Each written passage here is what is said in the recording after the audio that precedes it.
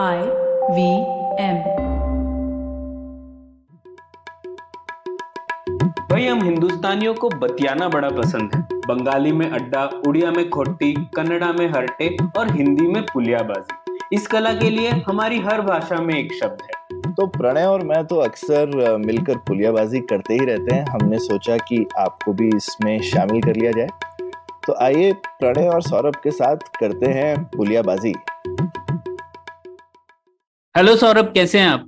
बस प्रणय बढ़िया, तुम बताओ। सौरभ, आप तो एक आईटी कंपनी चलाते थे पहले और अब तो आपकी खुद की स्टार्टअप है, तो आप अपने एम्प्लॉयज को पेंशन देते हैं पेंशन देना तो जरूरी है, मतलब मैं नहीं देता हूँ, ये एक क्या? हमारा स्टैट्यूटरी ऑब्लिगेशन है। हम्म। और एक बहुत छोटी कंपनी हो तो ऑप्शनल होता था, लेकिन हमने कभी वो ऑप्शनैलिटी का फायदा उठाया नहीं। You can always give it. तो हम हमेशा, तो आपको हमेशा there is company contribution and there is employee contribution, दोनों मिलाकर के कुछ जाता है, 12-14% टाइप्स कुछ होता है। हाँ। हम्म। तो आपने देखा होगा कि अक्सर ये अखबार में खबरें आती हैं कि सरकार की जॉब है तो फिर इतने फलाना लाख लोगों ने अप्लाई कर दिया और पीएचडी लोगों ने भी अप्लाई किया, और अक्सर ऐसी खबरें आती है तो लोग पूछते हैं कि क्यों इतनी डिमांड है सरकारी जॉब की। तो दो आम तौर पे जवाब आते हैं। एक तो सरकार में जॉब आ गई तो फिर आपको निकाल नहीं सकते, और दूसरा उसके बाद अच्छी पेंशन मिलती है। ये सुना है क्या आपने? बिल्कुल बिल्कुल, मतलब कि भाई जिंदगी भर के लिए अब टेंशन खत्म। एक बार सरकारी नौकरी मिल गई तो उसके बाद एक आपकी पूरी उम्र की इनकम जो है वो पक्की है। हाँ। तो हाँ। इसी विषय पर चर्चा करनी थी मुझे, और मैं तो पेंशन थोड़ा मिलिट्री एंगल से देख रहा था, क्योंकि ये वन रैंक वन पेंशन वगैरह के ऊपर थोड़ा बहुत लिखा है मैंने। तो मैं सोच रहा था कि ये पेंशन का जो मुद्दा है इसको ही थोड़ा विस्तार से समझते हैं, क्योंकि मुझे तो ज्यादा पता नहीं है, थोड़ा बहुत कंफ्यूजन है इसमें। तो मैंने सोचा इसी के ऊपर हम लोग पुलियाबाजी करते हैं, और इसके लिए हमारे पास एक परफेक्ट गेस्ट है, रेणुका साने। रेणुका इकोनॉमिस्ट है, एनआईपीएफपी में कार्यरत हैं, और उन्होंने पेंशन के ऊपर बहुत कुछ लिखा है, बहुत कुछ एनालिसिस किया है, और उन्होंने जैसे शोध किया है ओआरओपी वगैरह पे, उसकी क्या लागत है अक्सर में, वो शायद आमतौर पर और किसी ने किया ही नहीं है। तो और मैंने और कोई एनालिसिस तो देखा ही नहीं है इंडिया में। तो इसीलिए हम लोगों ने सोचा उस पर रेणुका से ही बात करते हैं। तो रेणुका, स्वागत है आपका पुलियाबाजी में। Thank you very much. ठीक है, तो रेणुका, एकदम शुरुआत से शुरू करते हैं हम तो हमेशा। तो सबसे पहले तो ये पेंशन जो है, ये जो कॉन्सेप्ट संकल्पना है, ये शुरू कहाँ से हुई थी? हमेशा से तो पेंशन नहीं थी, हम लोग तो नहीं सुनते थे कि मतलब ऐसे कि राजे रजवाड़े तो पेंशन नहीं देते होंगे शायद। तो इस संकल्पना की शुरुआत कहाँ से हुई? मैंने पढ़ा था कि बिस्मार्क ने जर्मनी में शुरू की थी। ये क्या ठीक है इस कहना ये? हाँ, रफली ठीक है, बट ये पेंशन का जो कॉन्सेप्ट है, आपने मिलिट्री पेंशन से शुरुआत की। तो पहले, मतलब एटलीस्ट जो मैंने पढ़ा है कि 13 BC में सीजर ऑगस्टस ने अपने सोल्जर्स को एक कोट अनकोट पेंशन दी थी, क्योंकि वो चाहते थे कि वही सोल्जर्स उनके खिलाफ ना फिर से लड़ उठे। अच्छा। तो इन सम वेज उनको बाय आउट करने के लिए उन्होंने एक ऐसे पैकेज दिया था, जब सैलरी वो 13 टाइम्स नॉर्मल सैलरी थी जो अभी सोल्जर्स थे। फिर रफली 1592-93 में भी इंग्लैंड में जो सोल्जर्स घायल हुए वॉर में, फॉर एग्जाम्पल, उनको ऐसे एक पैकेज दिया जाता था, या उनकी विडोज को पैकेज दिया जाता था। अगेन एक तरह से एक इंसेंटिव है कि आप हमारे लिए लड़े। तो जनरल पॉपुलेशन के लिए ये पहले नहीं था।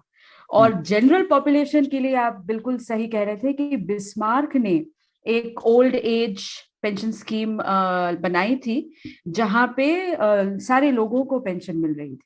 सो दैट वाज इसेंशियली, ये पहली बार था कि वर्कर्स को पेंशन मिल रही थी। सो ये इन सम सेंस, अगर आप जनरल पॉपुलेशन या वर्कर्स पेंशन देखें, जो मिलिट्री पेंशन नहीं है, वो बिस्मार्क से ही आई थी। उसके बाद तो मैंने सुना है कि बिस्मार्क ने ये इसलिए शुरू की थी क्योंकि वो चाहते थे कि लोग रिटायर हो जाए और यंग लोग आए। ऐसा सही है क्या? इसकी काफी सारी कहानियां हैं कि हम्म। ये क्यों शुरू की गई थी, बट एक रीजन डेफिनेटली ये है कि आप नए लोगों को लाना चाहे तो आप, लेकिन उन्होंने जो एलिजिबिलिटी एज रखी थी वो 70 साल की थी, तो उस जमाने में 70 काफी ज्यादा उम्र थी। आई मीन रिलेटिव टू अगर आप 58 और 60 भी देखें आज जो इंडिया में रिटायरमेंट एज है, वो बहुत ही कम है relative to 70 at the time of Bismarck. So it was not मतलब जस्ट कि आप बोलो आई मीन कितनी लाइफ एक्सपेक्टेंसी होगी बियॉन्ड 70। 1860 1870 की बात है बेसिकली। एग्जैक्टली, तो ऐसे नहीं था कि it was only for that, but I think it was a welfare measure जो उन्होंने लाया था। और एक्चुअली ये ज्यादा बढ़ा again post world war 2। So that is when the US और यूके में ये स्कीम्स ज्यादा करके आई, या इवन कॉन्टिनेंटल यूरोप में जो सिटीजन वाइड पेंशन है कि आप अगर वहां के सिटीजन है तो आपको पेंशन मिलती है, ये सब ज्यादा करके वर्ल्ड वॉर 2 के बाद आया। That was the expansion of the welfare state. Hindustan में प्रणय, मैंने जो सबसे पुराना पेंशन सुना है मैंने वो चिट्ठी के बारे में एक बार पढ़ा था कि गालिब जो है वो विक्टोरिया, महारानी विक्टोरिया को चिट्ठी लिखते हैं कि मेरी पेंशन जो है जरा चालू करवा दीजिए दोबारा से। ठीक है, तो मेरे ख्याल से हिंदुस्तान में भी राजा रजवाड़ों के टाइम पे भी जो बेसिकली दरबारी लोग होते थे उनको कभी कभार, मतलब राजा तो किसी को भी कुछ भी दे सकता है ना, तो आई थिंक ऐसा पेंशन का कॉन्सेप्ट था शायद कि दरबारी जो हैं, जिसको आपके राजा के पसंदीदा लोग हैं, उनको जिंदगी भर के लिए, या जैसे काफी लोगों को वो नहीं दी जाती थी कि भाई आपको इतनी जमीन दे दी ताकि आपको इनकम मिलती रहे, तो एक कोई कॉन्सेप्ट था, लेकिन वो एज लिंक्ड वगैरह शायद नहीं था। पर हाँ, और आई थिंक वो सिस्टमैटिक नहीं था, तो जब आप अगर राजा को पसंद आ गए तो उन्होंने तो दे दिया कुछ। ये बात अलग होती है एज अपोज टू एक लॉ लाना या स्टैट्यूट लाना और कहना कि आइदर सबको मिलती है या फिर आप 3-4-5 कंडीशन सेटिस्फाई करते हो तो आपको मिलती है। तो वहां पे वो डिस्कशन जो है वो खत्म हो जाता है। As far as I know कि एक royal commission on civil establishment था जो 1881 में बना था। अच्छा। तो इन ब्रिटिश इंडिया, और उन्होंने पहला अवार्ड दिया गवर्नमेंट एम्प्लॉइज को। और फिर गवर्नमेंट ऑफ इंडिया एक्ट 1935 में भी कुछ बदलाव किए, और पोस्ट इंडिपेंडेंस इज व्हेन हमने ईपीएफओ बनाया।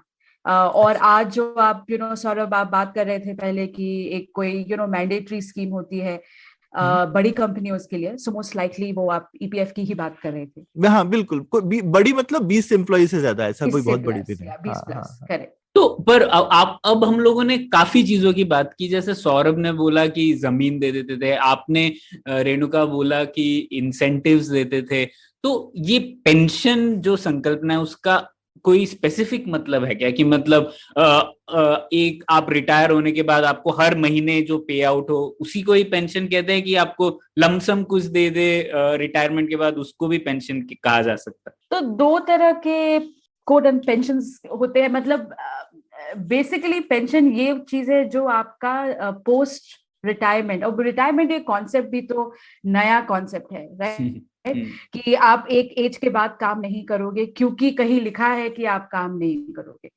बिकॉज ट्रेडिशनली अगर आप से खेती कर रहे हो तो जब तक आप कर सकते हो आप काम करोगे, या आप रिक्शा चला रहे हो, या आप टेलर हो, या आप राइटर हो, जो भी हो, ये जो कॉन्सेप्ट है रिटायरमेंट का वो भी पेंशन्स के कारण ही इन अ सेंस आया है।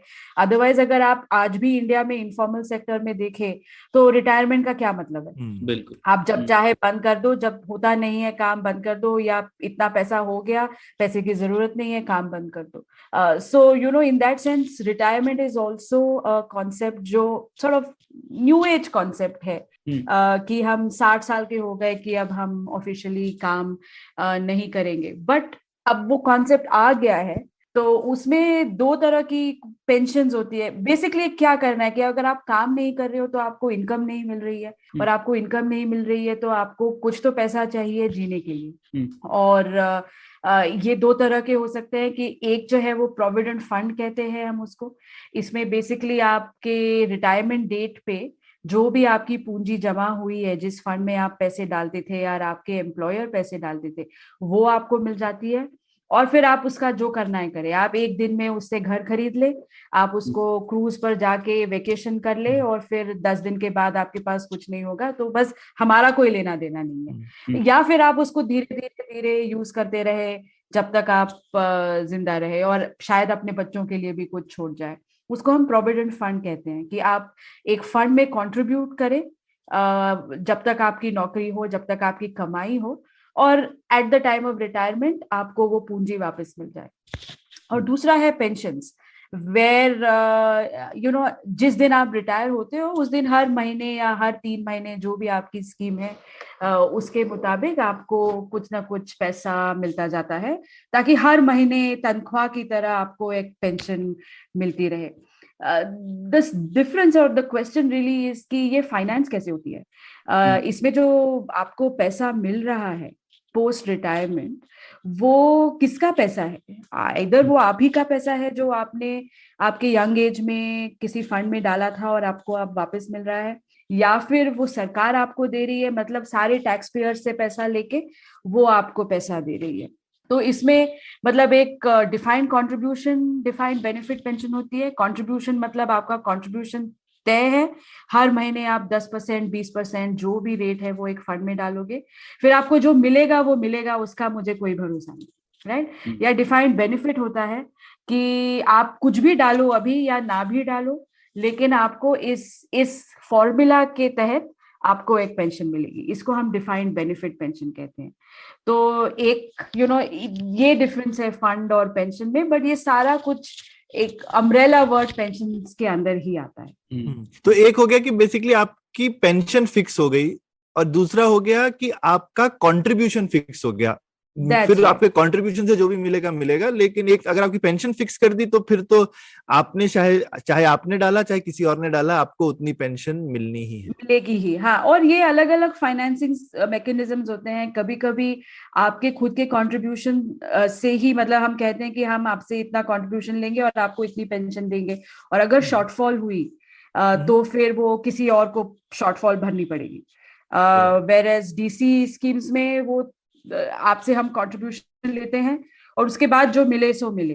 तो इसका जो रिस्क है ये आपके ऊपर है कि मार्केट रिस्क जिसे हम कहते हैं, कि अगर मैंने आपसे हर महीने 10% लिया तो आपको कितना इंटरेस्ट रेट मिल रहा है उसके ऊपर।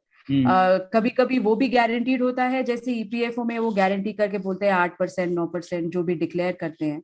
बट कुछ स्कीम्स में जो मिलेगा सो मिलेगा, जैसे मार्केट होगा वैसे आपको उस साल इंटरेस्ट रेट मिलेगा। सो ये भी वेरिएबल होता है।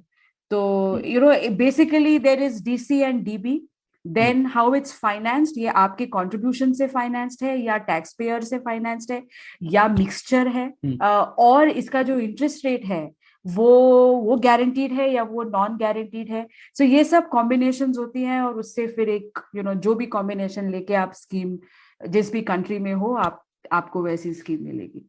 या जैसे इंडिया में कभी कभी इवन इन्फ्लेशन लिंक्ड भी हो जाती है। काफी बार इन्फ्लेशन, सिविल सर्वेंट्स के लिए इन्फ्लेशन लिंक्ड होती है, मिलिट्री के लिए तो हमने कर ही दी है। बट अगर आप ईपीएफओ देखो तो आपको जो पीएफ है उसमें कोई डायरेक्ट इन्फ्लेशन लिंक नहीं है, क्योंकि जो फंड है वो आपको एट रिटायरमेंट मिल जाएगा। और दैट वो ही मेन है, मतलब एक छोटी सी पेंशन भी मिलती है लेकिन वो काफी छोटी होती है। So the main thing in the EPF is the provident fund. Got it. सही। तो जहां तक मुझे समझ में आया, ये जो भी हम लोग पीएफ, पीपीएफ, ईपीएफ कहते हैं, ये सब डायरेक्ट कंट्रीब्यूशन एक स्कीम ही है, क्योंकि हम लोग खुद डिपॉजिट कर रहे हैं और बाद में जैसा हम लोगों ने सेव किया है उसके तहत अलग अलग इंटरेस्ट रेट पे, अलग अलग रूल्स के तहत हमें पैसे मिल रहे हैं। जबकि कुछ जो पेंशन्स होती हैं वो डायरेक्ट कंट्रीब्यूशन भी हो सकती है और डायरेक्ट बेनिफिट भी हो सकती है, जैसे कि OROP है, वो डायरेक्ट बेनिफिट स्कीम है, और नेशनल पेंशन स्कीम है वो। सॉरी, एनपीएस भी डीसी है, क्योंकि आप उसमें 20%, एक्चुअली अभी 24% हो गया है, आप कंट्रीब्यूट करते हो। और एनपीएस में एट द एंड आपको 60% जो आपकी जो भी अक्यूमुलेशन या पूंजी बनेगी उसमें से 60% आप लमसम निकाल सकते हो पीएफ की तरह, और जो 40% है उससे आपको एक अन्यूइटी खरीदनी पड़ेगी। मतलब आप इंश्योरेंस कंपनी को ये 40% दे दो और फिर वो हर महीने आपको एक पेंशन देंगे। तो इन सम वेज आप डायरेक्टली वो पेंशन खरीद रहे हो, एज अपोज टू सरकारी, पुरानी सरकारी स्कीम जहां पे आप कंट्रीब्यूट तो नहीं कर रहे थे डायरेक्टली, लेकिन आपको जनरल फंड से सरकार पेंशन दे रही थी। मतलब आपके टैक्स और बाकी लोगों के टैक्स के पैसों से आपको पेंशन मिल रही थी। ठीक है। रेणुका, ये बताइए, जो सुनने में ऐसा लगता है और ये मेरे को कई बार नॉर्मली भी लगता रहा है, एज ए एम्प्लॉय भी मैंने काम किया या मैं अपने कंपनी में भी बाकी लोगों से बात करता हूँ कि जैसे जबरदस्ती की सेविंग सरकार करा रही है हमसे। ठीक है, मतलब बिल्कुल एक तरह से उन्होंने आप मेरे को उन्होंने बोल दिया है कि देखो भाई, तुम इतना कमाते हो और तुमको जो है 24% अपनी सैलरी का डालना पड़ेगा अपने बुढ़ापे के लिए। मेरी मर्जी, मैं डालूं कि नहीं डालूं, तुम कौन होते हो मुझे बताने वाले? That is true. So pensions is essentially very paternalistic, where you know आपको सरकार कह रही है कि मुझे बिल्कुल भरोसा है कि आप दूर की नहीं सोचोगे और इसीलिए मैं फोर्स कर रहा हूँ आपको सोचने के लिए। So in that sense you are right, it's very paternalistic, but the experience has been that लोग नहीं सोचते हैं दूर की, और फिर वो अपने आप को 60-65 में उनको लगता है कि अब कुछ भी बचा नहीं, और उससे क्या होता है कि उससे एक तरह से एक्सटर्नैलिटी होती है दूसरों पर, क्योंकि अगर आप यंग एज में पुअर नहीं थे और आपने सेविंग नहीं की, तो आप ओल्ड एज पॉवर्टी में आप ओल्ड एज पॉवर्टी होती है, और उस वक्त फिर नौकरी करना भी मुश्किल हो जाता है कि अगर आपकी हेल्थ खराब हो, कभी कभी टेक्नोलॉजिकल ऑब्सोलेंस हो जाता है कि आप एक जनरेशन से थे, आप अब नौकरी मिलना, जब 65-70 हो गए हो तो नौकरी मिलना थोड़ा मुश्किल हो जाता है, स्किल्स अपग्रेडेशन मुश्किल हो जाता है। तो एट दैट पॉइंट सरकार ये नहीं चाहती कि आप बेसिकली रास्ते पे आ जाए। सो इसीलिए ये फोर्सेबल सेविंग है, जहाँ पे आप लोगों को फोर्स कर रहे हो। अभी one thing you to remember here is that in traditional societies आप जॉइंट फैमिली में रहते थे, तो अगर भी आपने सेव नहीं किया तो आपके बहुत सारे बच्चे थे और बच्चे ले आते थे, मतलब आपको सड़क पर आने की जरूरत नहीं पड़ती थी। बट अब ये भी चेंज हो रहा है कि अब लोगों के एक तो बच्चे भी कम हैं और ये जो डिपेंडेंस था वो भी कम हो रहा है।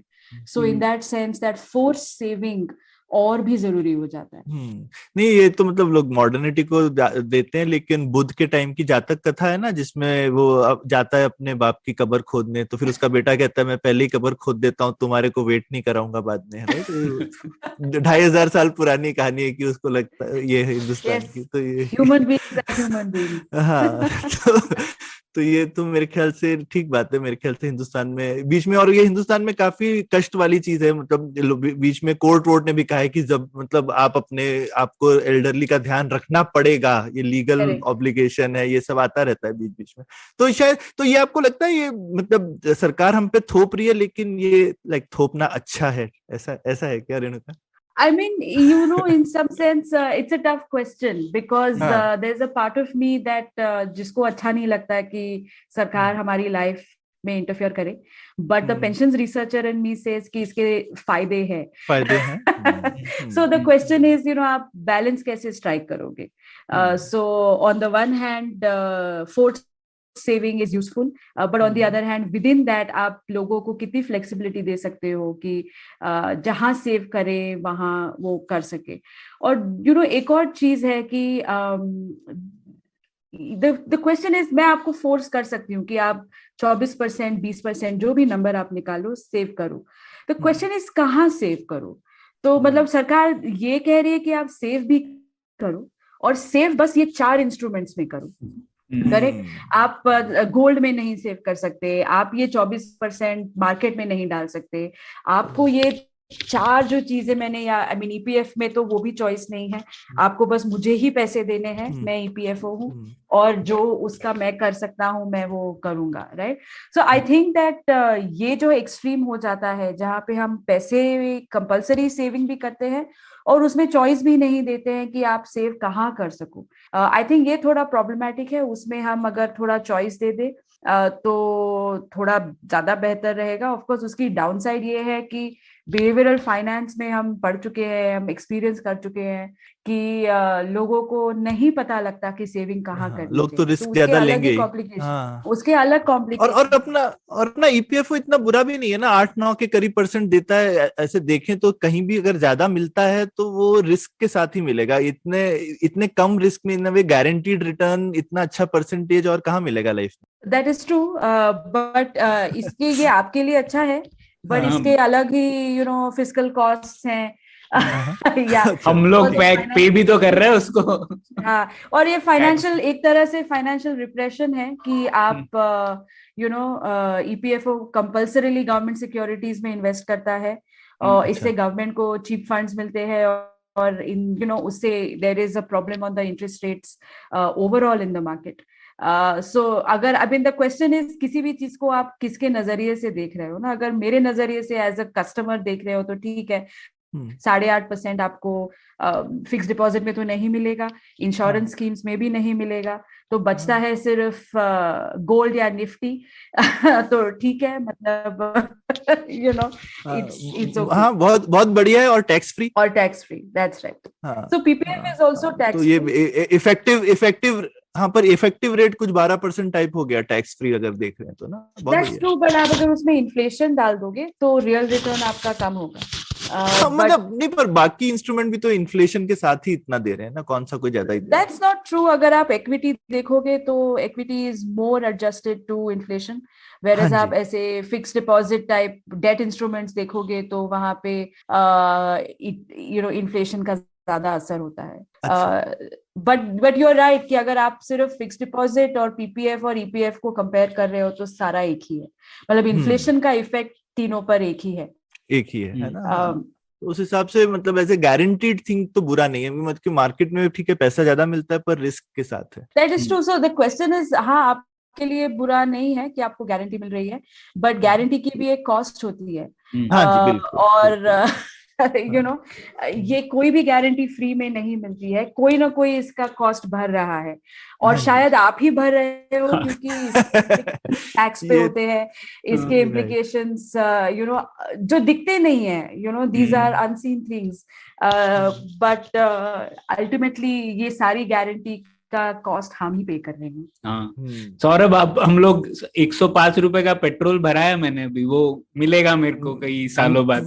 कई सालों बाद जो किसी की ईपीएफ पेंशन की में तरफ जो जा से। रहा है। हाँ, तो हाँ। लेकिन अभी हमको पता है, आई मीन फाइनेंसिंग में ये सब हमको दिखता है क्या रेणुका, आपको पता है क्या कि जैसे ईपीएफओ में कितना पेंशन जो है वो फंड के खुद के जनरेशन से जाता है और कितना सरकार को अपनी प्रॉमिस की वजह से ऊपर से भरना पड़ता है?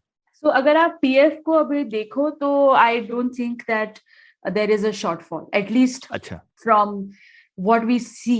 ओके, तो ईपीएफ में दो तरह के चीजें हैं ना, एक तो है प्रोविडेंट फंड और एक है pension. Now provident fund is जहां आप पैसा डालते हो, वो पैसा सरकार या ईपीएफओ इन्वेस्ट करती है, और वो उससे उस इन्वेस्टमेंट पे रिटर्न आते हैं, और वो एक 8% या जो भी उस साल का, इंस्टेंटली वो पहले डिक्लेयर करते हैं, but let's not get into that, they declare some interest rate, and फिर आपका वो अकाउंट बढ़ता रहता है और आप उसको निकालोगे जब आपका रिटायरमेंट होगा। आई थिंक ये रीजनेबली वेल फंडेड है, इसमें एटलीस्ट कोई प्रॉब्लम्स नजर नहीं आती है। बट जो पेंशन स्कीम है, जो आपको डीबी पेंशन देती है, उसमें उसका जो एक्चुअल वैल्यूएशन है, उसका मतलब है कि आप, अगर मैं आपको प्रॉमिस कर रही हूँ, लेट्स से मैं प्रॉमिस कर रही हूँ कि मैं आपको 100 रुपया दूंगी till the time you live, उसके लिए मेरे पास कोई एस्टिमेशन होना चाहिए कि आपकी लाइफ एक्सपेक्टेंसी क्या होगी, कितने साल मुझे भरना पड़ेगा। और जैसे लाइफ एक्सपेक्टेंसी बढ़ती जाती है, वैसे वो अमाउंट ज्यादा लगती है, क्योंकि पहले मैंने सोचा था कि लोगों की लाइफ एक्सपेक्टेंसी एट 20 साल है, ओके, बट अब वो 80 के बजाय 85 हो गई है, वो 90 हो गई है, तो अब 30 साल आपको पेंशन भरनी पड़ती है। तो इसका जो इनकमिंग है टैक्स थ्रू या कॉन्ट्रीब्यूशंस थ्रू, और जो आउटगोइंग है इसमें थोड़ा मुश्किल हो जाती है, फंडिंग की मुश्किल हो जाती है। और जो लास्ट एक्चुअल वैल्यूएशन हमने देखा था ईपीएस का काफी टाइम पहले, उसमें एटलीस्ट लिखा गया था कि ये थोड़ा प्रॉब्लमेटिक है, फंड में शॉर्टफॉल है, और अगर शॉर्टफॉल हुई तो सरकार को वो भरनी पड़ेगी। बट इसका लेटेस्ट मुझे पता नहीं है, शायद वो शॉर्टफॉल भर भी दी गई होगी ज्यादा कंट्रीब्यूशन से, बट इसका पब्लिकली इजीली अवेलेबल नहीं है कि क्या स्टेटस है। हाँ, ये हम लोग कोई ऐसे सीएजी ऑडिट रिपोर्ट नहीं भरता है कि हम लोग देख सके, हमारी पेंशन है, हमको दिखना चाहिए ना। आई एग्री, देखना चाहिए। आई थिंक सीएजी की ऑडिट रिपोर्ट थी कुछ सालों पहले, और उसमें कुछ इश्यूज थे, अच्छा। बट लेटेस्ट मतलब ईपीएफओ की वेबसाइट पर एटलीस्ट मुझे तो नहीं मिली है हाँ, लेटेस्ट ओ, अच्छा। Valuation report. शायद वो भी सकती है। और तो हमको कान खींचने चाहिए नागरिकों को जाके कि हमारे पैसों का हिसाब नहीं दे रहे ठीक से। आई डोंट थिंक नागरिक इतने वरीड है, क्योंकि अगर वो ईपीएफओ दे रहा है या सरकार फंड कर रही है, मतलब लोग कहेंगे मेरा क्या जाता है, एज हाँ, लॉन्ग एज मेरे अकाउंट में पेंशन हमको आ तो रही है। पैसा मिलना ही है। हाँ। एग्जैक्टली तो आई think part of the problem is that अगर ऐसा वक्त आया कि ईपीएफओ टाइम पे पेंशन नहीं दे रही है, तब जाके लोग उठेंगे। तब जागेंगे। तक नहीं, तब तक लेकिन जो बाकी लोग हैं उनको उठना चाहिए ना, कि हम तो नहीं लोगों की पेंशन भर रहे, फाइनली सरकार के पास थोड़ी पैसा है, जैसे प्रणय ने बोला, बाकी लोग। और इनफैक्ट जो लोग हम लोग हैं जिनको पेंशन मिलने वाली है, उनको तो कम चिंता होनी चाहिए। हिंदुस्तान में ज्यादा ऐसे लोग हैं जो सब टैक्स भरते हैं पर पेंशन मिलती नहीं है, यानी वो बिल्कुल दूसरों की पेंशन भर रहे बिल्कुल बिल्कुल। हैं। सो ये तो बिल्कुल जरूरी है। है ना, मतलब जो गरीब आदमी भी है जो एक माचिस खरीद के टैक्स भर रहा है, उसको बोलना चाहिए कि यार ये मेरे टैक्स से किसी की पेंशन जाती है, ठीक है, तो मैं तुम्हारी टाइम पेंशन भर रहा हूँ। हाँ। बिल्कुल सही है, बट ये इतना रियलाइजेशन इंडिया में नहीं है दैट अल्टीमेटली जो सरकार देती है इसका मतलब हम देते हैं। I don't think that it is widely known as it should B.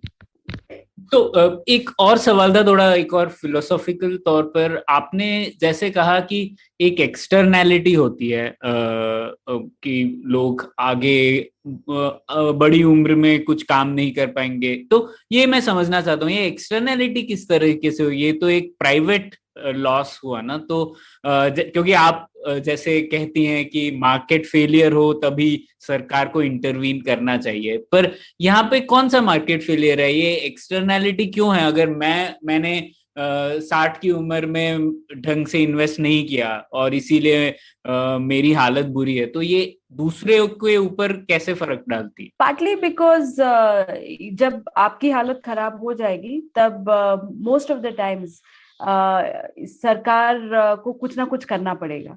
So eight that time सरकार, आसान नहीं है कहना कि आप जाओ मरो, मोस्ट सोसाइटीज में ऐसे नहीं होता है। सो इन एंटिसिपेशन कि अगर आप ठीक नहीं रहे पोस्ट 60, तो इसका इम्प्लीकेशन करंट टैक्स पेयर पे आएगा, क्योंकि फिर हमें कोई ना कोई वेलफेयर बेनिफिट, कैश ट्रांसफर कुछ देना पड़ेगा। तो in that sense it is an externality. The other thing जो एक्सटर्नैलिटी है वो है कि there is in some sense information asymmetry, कि आपको पता नहीं है फॉर एग्जांपल कि आपकी लाइफ एक्सपेक्टेंसी क्या होगी। अगर आपके पास ये इंफॉर्मेशन होती तो शायद आप कुछ और करते, बट मोस्ट ऑफ अस हम सोचते नहीं है इस बारे में, और सोचे भी तो कोई अच्छा एस्टिमेट नहीं है कि हम कितने साल तक जिएंगे। एंड वंस आप सेविंग करो भी उसके बाद एक अलग टाइप की इंफॉर्मेशन एसिमेट्री है कि एंड वो पूरे ही फाइनेंस में इसका इशू है। It's not just about pensions, कि आपको जो सेल्स पर्सन पेंशन प्रोडक्ट बेच रहा है वो सही से बेच रहा है कि नहीं, उसमें कितना सही कितना झूठ।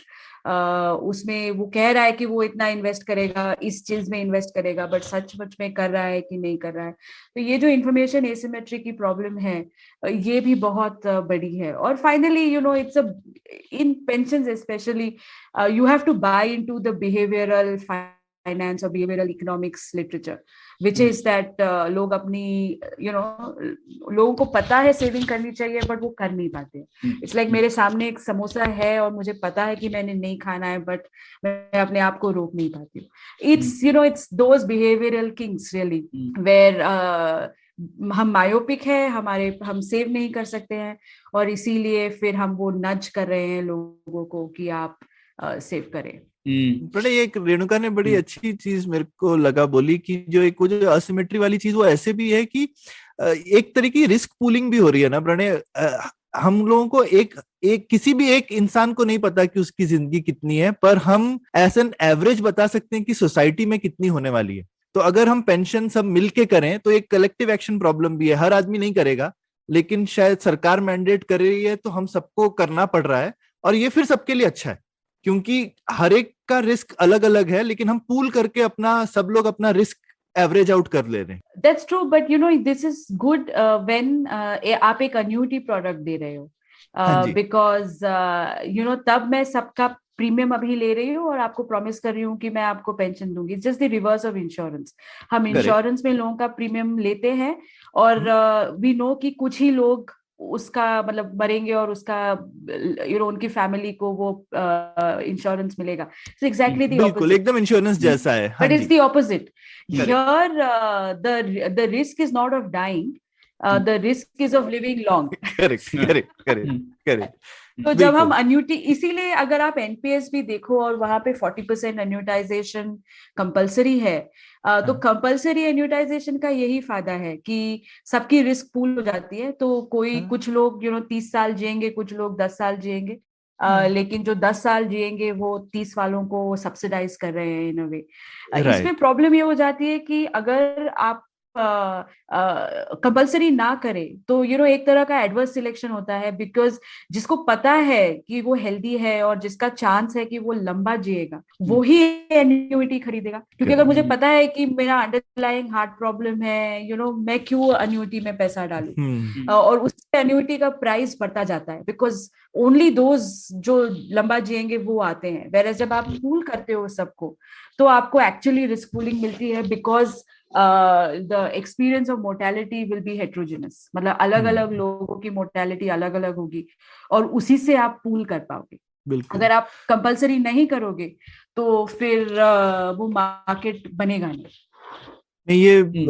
ये कॉन्सेप्ट आपने अच्छा बताया, मैंने कभी इस एंगल से सोचा नहीं था पेंशन के बारे में। तो ठीक है, मतलब मान लेते हैं कि कुछ ना कुछ तो मार्केट फेलियर का एंगल है इसमें, पर मुझे अभी भी थोड़ा सोचना है इसके ऊपर। मुझे लगता है प्रणय मार्केट फेलियर नहीं है, लेकिन शायद एफिशिएंसी एंगल मुझे तो जैसा दिखा नहीं है, तो you can't call it market failure.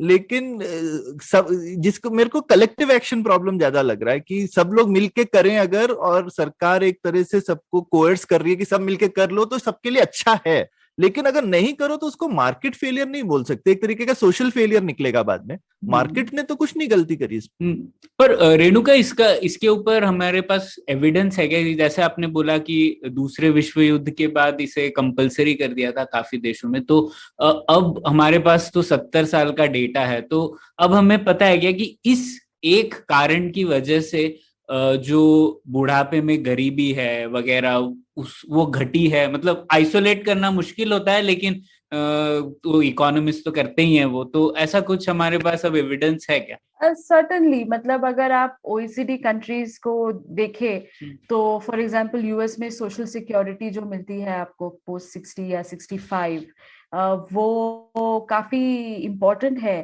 ताकि लोग पॉवर्टी में स्लाइड ना करें। बट इसका ये भी है कि जब एक बार स्कीम आ जाती है तो आप आपका बाकी बिहेवियर उस स्कीम के लिए चेंज कर देते हो। तो मतलब there is a world where I know कि मुझे कुछ नहीं मिलने वाला है और I will behave in a particular way, और देयर इज अ वर्ल्ड कि जब मुझे पता है कि मुझे 65 के बाद कुछ मिलने वाला है तो आई will behave in a particular वे। तो इसको आइसोलेट करना बहुत मुश्किल है।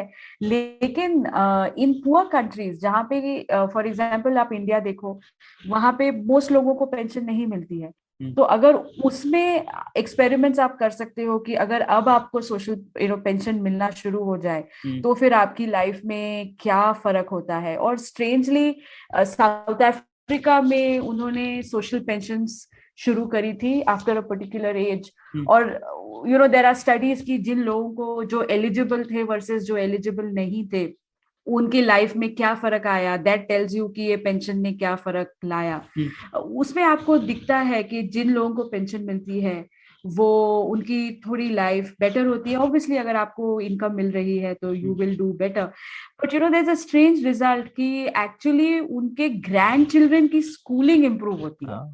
बिकॉज होता क्या है कि अगर आप साथ में रह रहे हो और किसी का इनकम बढ़ जाता है, तो instead of feeding me who is the old person, वो पैसा बच्चों के एजुकेशन में लग जाता है। तो थोड़ा बजट एलोकेशन थोड़ा अलग हो जाता है, because one member of the family को एक पेंशन मिल जाती है। तो इसका डायरेक्ट किसी भी वेलफेयर ट्रांसफर का मतलब there is a direct benefit कि वो आपको कैश ट्रांसफर मिलती है, but there is also an indirect benefit कि आपके फैमिली का बजट में थोड़ा जो कंस्ट्रेंट था वो थोड़ा ईज आउट हो जाता है। Just like there are always direct costs and indirect costs, there are also direct benefits and indirect benefits. तो pensions में ये benefit definitely observe हुआ है कि उनकी families को फायदा हुआ है। और certainly अगर आप इंडिया में भी हमारे पास एक means tested pensions है। So I think let me हम काफी सारे स्कीम्स की मुझे से लग रहा है कि मैं अलग अलग नाम स्कीम की बस ले रही हूँ। तो अगर if I just take a step back and sort of talk about कौन सी स्कीम्स है and then come back to this issue if you don't mind. बिल्कुल right? बिल्कुल, नहीं हम उस पे आने ही वाले थे, तो आपने खुद ही बोल दिया तो अच्छी बात है। हाँ नहीं वो क्योंकि हमने इतने सारे वो लिसनर कभी कंफ्यूज हो जाएंगे, इतने सारे नाम ले लिए, इनका मतलब क्या है। हाँ, मैं खुद कंफ्यूज हो रही हूँ कि मैं मतलब क्या नहीं हाँ तो ये बता दीजिए कि कितने टाइप की पेंशन है इंडिया में। हाँ तो बेसिकली हमारे यहाँ एक्चुअली अगर आप ठीक से कंफ्यूज करते हैं सबको। हाँ ठीक से करते हैं, सिस्टमैटिकली कंफ्यूज करते हैं। तो एक तो है हमारे पास सिविल सर्विसेज पेंशंस। ओके, तो अगर आप सरकारी नौकर है और अगर आप 2004 के पहले आपको नौकरी मिली है तो आपको एक डीबी पेंशन मिलती है, जो रफली 50% ऑफ द लास्ट वेज और लास्ट 10 years वेज आपको for the rest of your life pension मिलती है। अगर आप 2004 के बाद आपको सरकारी नौकरी मिली तो आप कंपल्सरीली एनपीएस में हैं। आप 10% डालोगे आपकी सैलरी का, सरकार अभी 14% डालेगी। ये 24% किसी एक पेंशन फंड में आप पहले चॉइस, आई थिंक सरकारी लोगों को चॉइस नहीं है, आप पेंशन फंड में डालोगे, वो मार्केट रेट्स हैं, उसका जो बनेगा वो बनेगा। Eight the time of retirement आपको 60% लमसम मिलेगा, 40% आप अन्यूटाइज करोगे। ये है हमारे सिविल सर्विसेज की स्कीम। जो मिलिट्री पेंशन है वो अभी भी डीबी है और उसको हमने 1 रैंक 1 पेंशन भी बना दिया है। उसके बाद आप आते हो नेक्स्ट लेयर पे, वो है फर्म्स, जो सौरभ कह रहे थे पहले, 20+ एम्प्लॉइज। मतलब आप अगर उस कंपनी में काम करते हो जहां पे 20+ लोग काम करते हैं तो वो बाय लॉ आती है ईपीएफओ के under, employees provident fund organisation, और उसमें भी आप कुछ 12% आप डालते हो, 12% एम्प्लॉयर डालता है, और उससे आपको एक पीएफ मिलता है विच इज द ईपीएफ, जहाँ पे हर साल सरकार एक इंटरेस्ट रेट डिक्लेयर करती है और उसका जो भी अक्यूमुलेशन होगा वो आप लमसम निकाल लोगे, और एक पेंशन मिलती है जो है ईपीएस, एम्प्लॉइज पेंशन स्कीम। अगर आप इन दोनों कैटेगरीज को मिलाएं तो रफली कहा जाता है, किसी को एग्जैक्ट एस्टिमेट नहीं पता है, 8 से 12% ऑफ जो वर्कफोर्स है उनको ये पेंशन मिलती है बिटवीन दीज टू। ओके, इसके बाद है जो सब वॉलंटरी है। मतलब वो एनपीएस हो, मतलब अगर we are not government employees, हम भी एनपीएस में अकाउंट खोल सकते हैं, हम पीपीएफ में अकाउंट खोल सकते हैं, हम इंश्योरेंस कंपनीज कभी कभी पेंशन स्कीम्स बेचती है, हम वो खरीद सकते हैं, म्यूचुअल फंड्स के पास कभी कभी प्लान्स होते हैं जिनको वो पेंशन प्लान्स कहते हैं, हम वो भी खरीद सकते हैं। सो ये है broadly informal sector contributory pensions, जहाँ पे आप पैसा डाल रहे हो और आपको पेंशन या प्रोविडेंट मतलब accumulation eight the time of retirement मिलेगा। और फाइनली एक पेंशन है जो हम जो कहते हैं वो मीन्स टेस्टेड पेंशन है। मीन्स टेस्टेड का मतलब कि अगर आपका इनकम या एसेट्स या जो भी ये हो वो किसी थ्रेशोल्ड के नीचे हो तो आपको सरकार टैक्स फाइनेंस पेंशन देगी। नो क्वेश्चंस आस्क्ड, आप कुछ कंट्रीब्यूट नहीं कर रहे हो, बट अगर आप ओल्ड एज में पॉवर्टी में हो तो आपको एक, इसको सोशल पेंशंस कहते हैं या मीन्स टेस्टेड पेंशंस कहते हैं। ये है the Indira Gandhi national old age pension programme, IGNOAPS।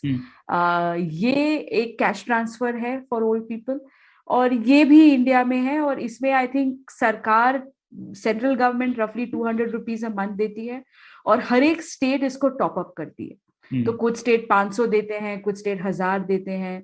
तो आपको दिखाना पड़ेगा कि आपका इनकम, आप बीपीएल हो फॉर एग्जांपल, आपका इनकम एक किसी लेवल के नीचे हो, हमारे यहाँ वो बीपीएल कार्ड होता है, और अगर आप उसके लिए क्वालिफाई कर गए तो आपको एक पेंशन मिलेगी एज द ओल्ड पर्सन, ताकि आप बिल्कुल आपको एटलीस्ट खाने के लिए कुछ पैसा हो। सो रफली ये लैंडस्केप है। और जो मैंने ईपीएफ कहा, उसी के पैरेलल और भी 3-4 प्रोविडेंट फंड्स है, जैसे कि कोल माइनर्स के लिए अपना एक प्रोविडेंट फंड है, फिर आसाम टी प्लांटेशंस के लिए अपना एक प्रोविडेंट फंड है। सो ऐसे अलग अलग प्रोविडेंट फंड है for different occupations. But broadly अगर आप पेंशन्स कहे तो ये हमारा लैंडस्केप है, काफी फ्रैगमेंटेड है, क्योंकि कुछ चीजें मिनिस्ट्री के अंदर आती हैं, कुछ चीजों का अपना अपना एक्ट है, कुछ चीजें बिल्कुल ही एक लेबर मिनिस्ट्री के अंदर आती है, एक फाइनेंस मिनिस्ट्री के अंदर आती है।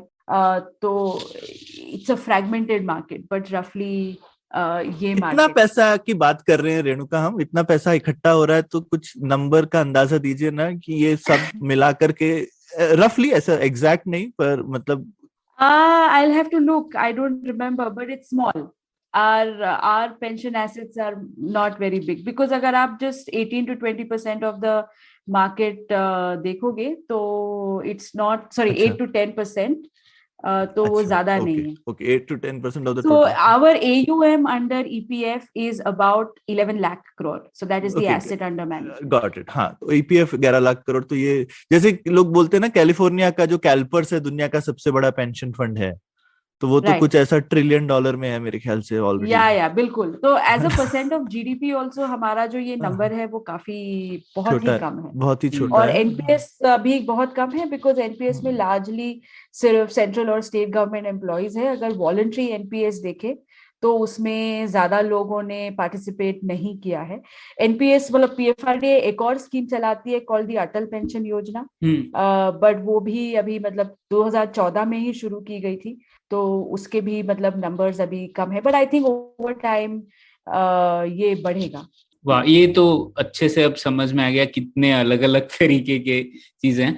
तो इससे मुझे एक जुड़ा हुआ सवाल था, जो है नेशनल पेंशन सिस्टम, राइट, कि नेशनल न्यू पेंशन स्कीम, दो अलग अलग नाम यूज करते हैं। पेंशन स्कीम नाउ, हाँ, नेशनल पेंशन स्कीम, ठीक है। तो ये जो था, ये आर्थिक सुधार बहुत ही जब स्टूडेंट्स को मैं बात करता हूँ पब्लिक पॉलिसी में, तो अक्सर लोगों की ये धारणा होती है कि भारत में कोई भी सुधार एक आपदा के बिना नहीं हो सकता, एक क्राइसिस होनी चाहिए तभी कोई रिफॉर्म होता है, ये हमारे मन में एक गड़ गया है। लेकिन ये जो एनपीएस का सुधार था, उसमें हम लोग पहले एक डायरेक्ट बेनिफिट स्कीम में थे, जैसा आपने कहा, civil services scheme, pension scheme था, जिसमें आपको जो भी हो सरकार ने प्रॉमिस कर दिया है, सरकार की हालत कैसी भी हो आपको तो मिलना ही है, मिलना पेंशन।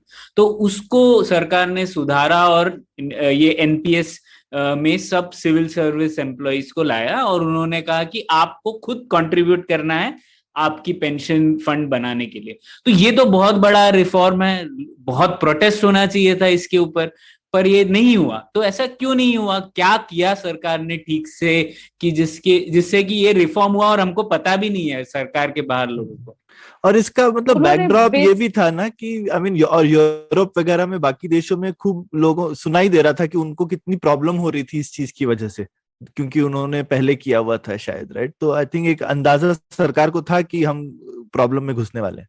I agree. सो इसका बेसिकली 1998 में वो I mean people figured that there was a fiscal crisis coming, in the sense that हम बहुत पैसा खर्च कर रहे थे on central government employees, और they are a very small part of the population, और ये unsustainable था कि अगर हम ऐसे ही डीबी पेंशन देते रहे तो इससे फिस्कल के ऊपर बहुत प्रॉब्लम होगी।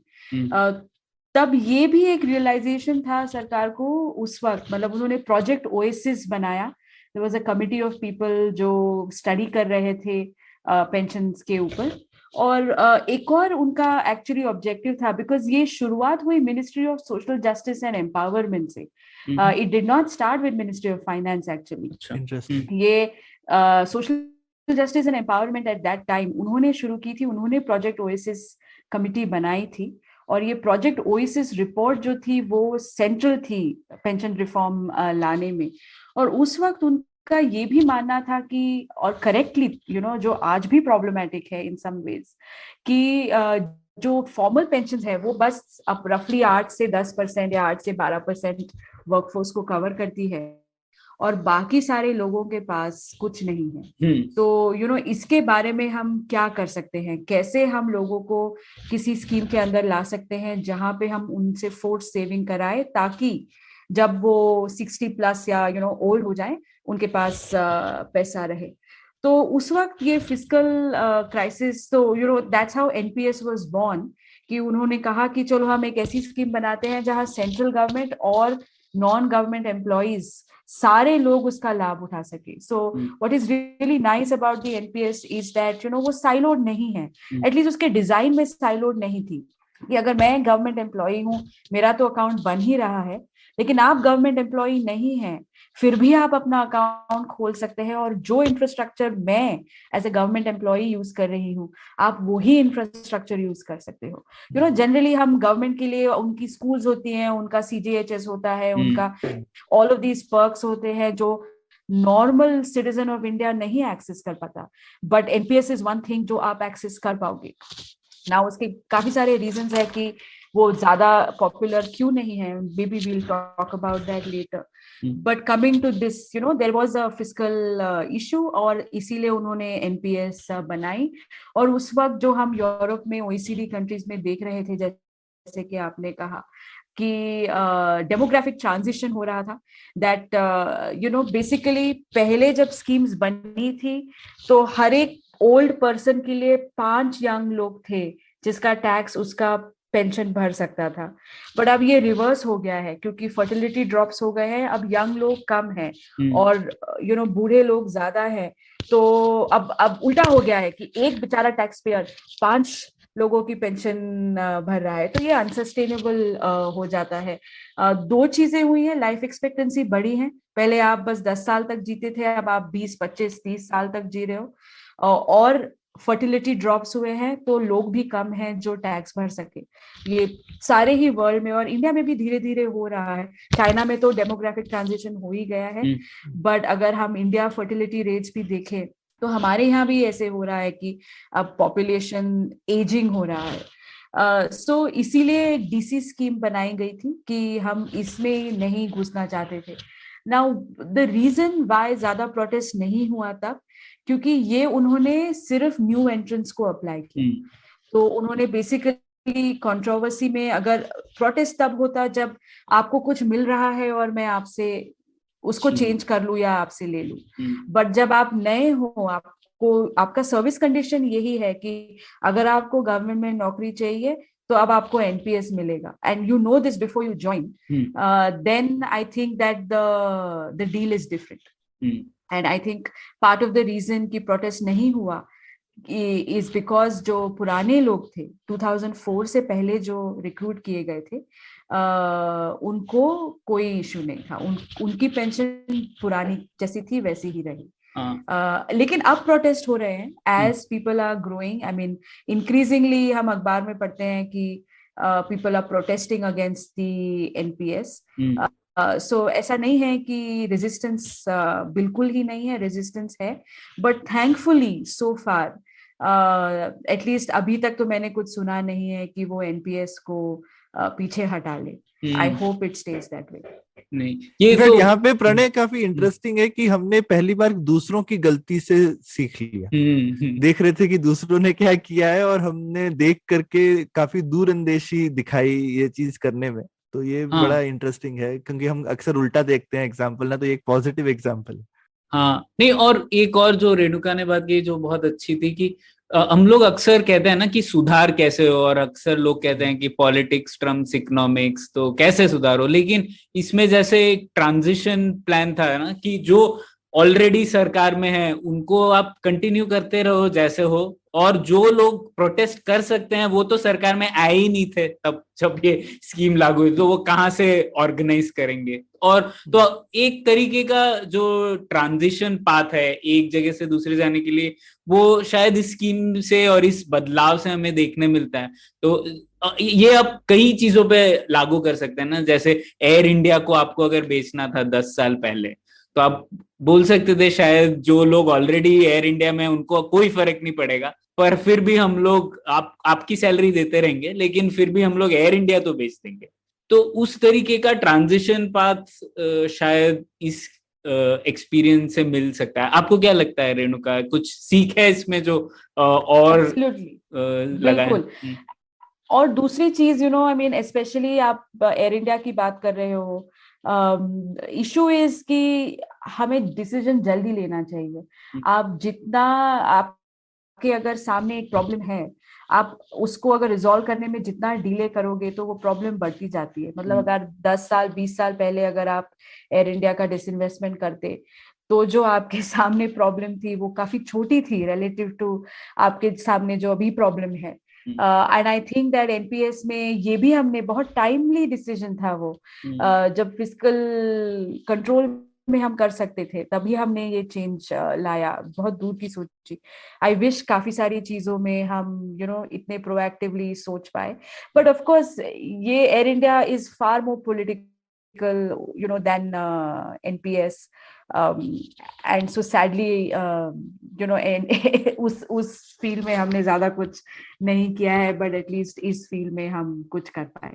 लेकिन रेणुका ने एक अच्छी चीज बोली प्रणय की अब दिख रहा है, मेरे को मालूम नहीं था कि लोग अब थोड़ी सी प्रोटेस्ट कर रहे हैं। मुझे लगता है कि एक ये ओआरओपी से बेसिकली लोगों में एक एक्सपेक्टेशन बना है कि हम सरकार की बाह मरोड़ सकते हैं ना, क्योंकि वहां पे तो एक एग्जिस्टिंग लोगों ने अपने बेनिफिट बढ़वा लिए ना, कि जो ज्वाइनिंग के टाइम पे प्रॉमिस था हम चेंज करवा सकते हैं आप पे प्रेशर डाल के, तो अगर उन्होंने करा लिया तो अब हम क्यों नहीं करा सकते, ऐसा लोग सोचेंगे ही ना। हाँ बिल्कुल। तो अभी ओआरओपी पर ही आ जाते हैं, और ओआरओपी पहले समझा देते हैं फिर, क्योंकि ओआरओपी मतलब वन रैंक वन पेंशन, मतलब अगर आप कर्नल के तौर पर अगर रिटायर हुए हैं, चाहे आप 1960 में रिटायर हो या 2021 में, आपको सेम पेंशन मिलेगी। तो आपकी अगर आप 1960 में रिटायर हो तो आपकी बेसिकली आज के कर्नल रिटायरमेंट पे जो है उतने तक अपग्रेड हो जाएगी। तो वो है ओआरओपी। तो इसका अर्थ क्या है, हम लोग एक्चुअली उल्टी दिशा में चले गए हैं। हम लोग डायरेक्ट सरकारी एम्प्लॉयज के लिए हम लोगों ने बोला कि ठीक है आपको तो खुद ही पैसा देना है आपकी पेंशन फंड बनाने के लिए, और सरकार भी 14% देगी कंट्रीब्यूशन। लेकिन ओआरओपी में कह रहे हैं आपको कोई पेमेंट नहीं करना है, सरकार उल्टी दिशा में आपको ये भी इंश्योर करेगी कि हर साल हर कुछ सालों में आपकी पेंशन बढ़ती जाए, और ये सब पैसा टैक्स पेयर देगा, मतलब सरकार देगी, आप कुछ भी जोड़े ना। तो ये तो ऐसा भी नहीं कि इन्फ्लेशन लिंक्ड भी नहीं है कि महंगाई की वजह से बढ़ रही है, जो नई सैलरी है उसके और नई पेंशन के हिसाब से बढ़ रही है। मतलब महंगाई फिर भी समझ में आता है कि आपकी पेंशन है, और महंगाई के हिसाब से ये नहीं है कि 62 की आपको पेंशन मिलेगी, आपको 2021 की महंगाई के हिसाब से मिलने चाहिए। लेकिन यहाँ पे वो हमने सैलरी, नई सैलरी से और नई पेंशन से उसको लिंक कर दिया। तो रेणुका ये गुत्थी सुलझाई है हमारे लिए, कैसे हम लोग एनपीएस के लिए एक दिशा में गए और ओआरओपी के लिए एकदम उल्टी दिशा में, और आगे जाके क्या आपको लगता है सैनिकों को भी कोई अलग डिफाइंड कंट्रीब्यूशन एक एनपीएस में लाना चाहिए? अब हम कैसे ये गए, ये कहते हैं ना अबव माय पे ग्रेड। सो इसके पीछे जो पॉलिटिक्स है या ऑप्टिक्स है वो समझाने की मैं हिम्मत भी नहीं करूंगी। लेकिन इट इज ट्रू कि अगर आपको, इसको हम वेज इंडेक्सेशन कहते हैं, कि इन्फ्लेशन इंडेक्सेशन, जैसे सौरभ ने समझाया कि वो है जो जैसे इन्फ्लेशन बढ़ती रहेगी वैसे से 3% 5% से मेरी पेंशन बढ़ती रहेगी, बट ये है वेज इंडेक्सेशन। और ये बहुत एक्सपेंसिव होता है, क्योंकि जैसे इकोनॉमी ग्रो करेगी, आज के कर्नल की सैलरी बहुत ज्यादा होगी, उसके ऊपर की जो पेंशन है वो आप दोगे, तो इसका फिस्कल इम्प्लीकेशंस बहुत हैवी है। और we will pay the price of it. मतलब अगर आप डिफेंस बिल्स देखें अभी भी वो काफी बलून होते जा रहे हैं, और अल्टीमेटली आप रेवेन्यू मतलब पेंशन्स पे खर्चा करोगे या इक्विपमेंट पे खर्चा करोगे, अल्टीमेटली मनी इज लिमिटेड। और इसके जो कॉन्सिक्वेंसेस हैं वो हम हमारे डिफेंस की जो क्वालिटी है उस पे भी आ सकती है, क्योंकि अगर सारा पैसा वेजेस और सैलरीज और पेंशन्स में जा रहा है तो फिर कैपिटल एक्सपेंडिचर करने में आपके पास कितना पैसा बचेगा। सो ये कॉन्सिक्वेंसेस काफी डैमेजिंग है। और ये जैसे होता है ना, जो धीरे धीरे डैमेज होता है वो हमेशा हम नहीं ह्यूमन बीइंग्स नहीं देखते हैं। सो ये इट्स वन ऑफ दोज कि इसका हमें धीरे धीरे डैमेज पता चलेगा। और दूसरा इसका कॉन्सिक्वेंस ये हो सकता है, मुझे नहीं पता कि होगा कि नहीं, कि आपके सैलरी इंक्रीमेंट्स कम हो जाएंगी। क्योंकि अगर पे कमीशन डिसाइड करती है कि आपकी XYZ सैलरी इंक्रीमेंट्स है, और अगर OROP है, तो one way to curtail this expenditure is that I give you smaller salary increments. अब अगेन इसके प्रेशर्स होंगे कि जब पे कमीशन बैठता है तो उस पे कमीशन को मुश्किल है कहे कि हम इंक्रीमेंट कम देंगे। तो इसका पॉलिटिक्स और इसका प्रेशर अलग है। बट ये काफी डैमेजिंग है for India's fiscal situation. And like you said, इसके अदर इफेक्ट्स भी है कि लोग बाकी देखते हैं कि भाई हमको आपने डीसी में डाल दिया और उनको आप नॉट ओनली डीबी बट आप OROP दे रहे हो। तो ये डाइकोटमी काफी स्टार्क है। और instead of bringing the NPS folks to OROP, I think that जो आर्म फोर्सेस के लोग हैं उनको एक DC स्कीम में लाना चाहिए। In fact to the best of my knowledge ये प्लान था कि हम NPS सिविलियंस के लिए लाएंगे और उसके बाद हम आर्म्ड फोर्सेस को भी हम एक DC स्कीम में डालेंगे। बट आई थिंक दैट वो काफी कॉम्प्लिकेटेड निकला इम्प्लीमेंट करने के लिए, and for whatever reason मुझे नहीं पता ये क्यों नहीं हुआ, बट ये नहीं हुआ, and then we ended up with OROP। अभी the challenge of doing a DC scheme for military personnel is that उनकी रिटायरमेंट काफी जल्दी होती है। मतलब ये सोल्जर्स की आप बात कर रहे हैं, क्योंकि वो तो 35 इयर्स में रिटायर हो जाएंगे, 17-18 साल। एग्जैक्टली, वो उनकी रिटायरमेंट जल्दी होती है। तो अगर आपसे एज 21 to 35 या एज 20 to 35 आप सोल्जर हो, तो आप बस 15 इयर्स अक्यूमुलेट कर पाओगे।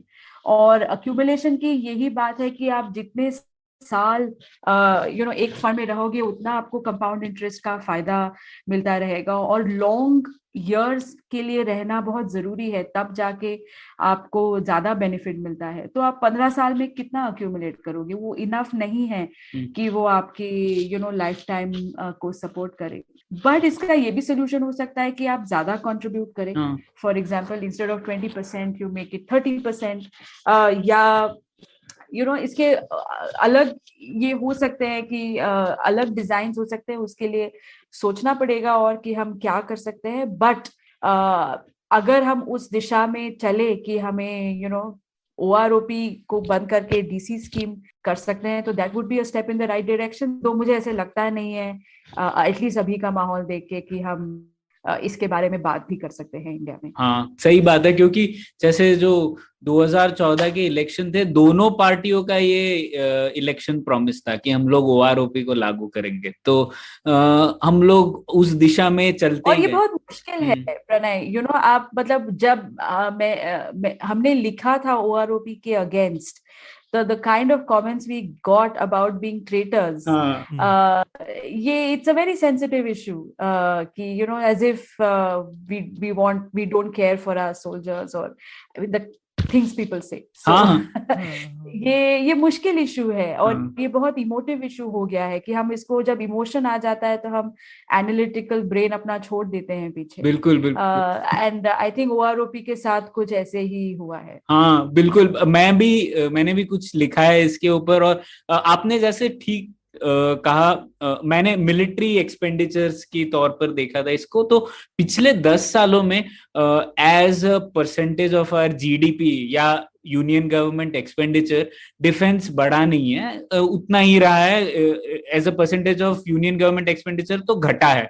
लेकिन सबसे बड़ा इम्पैक्ट यही रहा है कि जो इस पोर्शन में पेंशन का योगदान है वो बढ़ता ही गया है। तो इसका सीधा सीधा असर ये रहा है कि कैपिटल एक्सपेंडिचर घटा है। कैपिटल एक्सपेंडिचर पिछले साल तो कम था कंपेयर टू जो पेंशन एक्सपेंडिचर था। तो इस तरीके से हम लोगों की जो आगे जाके मैकेनाइजेशन है, हम लोगों को चाइना से लड़ना है तो और लोग खड़े करके तो हम लोग चाइना से नहीं लड़ पाएंगे, जबकि उनके औजार ही अलग होंगे। तो उस तरीके से हम लोग सोच ही नहीं पा रहे हैं। और आपने जैसे कहा, मैंने भी, हम लोगों ने जो आर्टिकल्स लिखे थे ओआरओपी पे, उसके ऊपर हम लोगों को बहुत पिटाई हुई। बहुत लोगों ने बोला कि तुम तो गद्दार हो, तुम चाहते नहीं हो कि भारत के सैनिकों को उनका जो योगदान है वो हक मिले। तो ये मुझे बहुत अजीबोगरीब बात लगी। तो इमोशनल हो गया ये। हमने कभी ये नहीं ऐसे ट्राई किया कि भारत के सैनिक तो भारत का